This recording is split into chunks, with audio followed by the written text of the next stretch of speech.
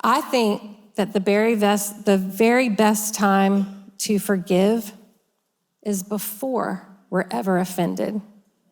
But the next best time to forgive is right now.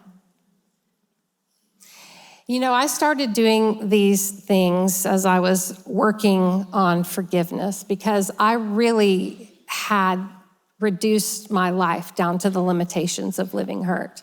I really had done that.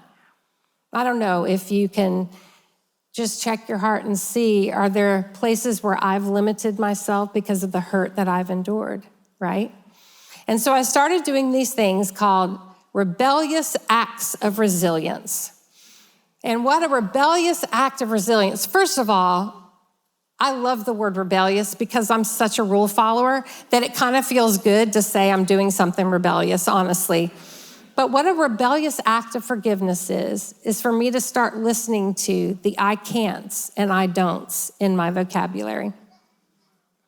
So I had forgiven for the hurt that had happened to me, but I was still dealing with the impact, very much so. I went on a beach trip with some friends, and on this beach trip, we had a little house and the ice maker wasn't working. Now, I am very into ice, especially at the beach. I like cold things very, very cold. I have this thing about the beach. I like to pack a cooler with ice in it. I like to put my water and my Diet Coke. Don't send me a message about that. I understand how bad it is for me. I understand that police use it to clean blood off the road. I got the whole thing, okay? But I like my water and I like my Diet Coke, my little sandwich, and I put it in a cooler with some ice, go down to the beach, and that is my happy place. I just love it. The problem was I quickly discovered the ice maker was broken. And I had an out-of-portion reaction to the situation at hand. I was like, yet another thing he's taken from me. You see, if he would have been faithful, then we would still be married. And if we were still married, he would be here and he would fix the ice maker. But because he isn't here, I can't have ice. Ah, you know?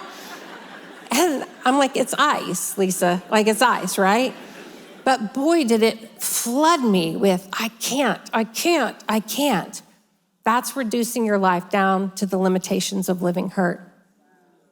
And so I stopped myself after being very embarrassed at my overreaction. And I said, but what if I could? What if I could?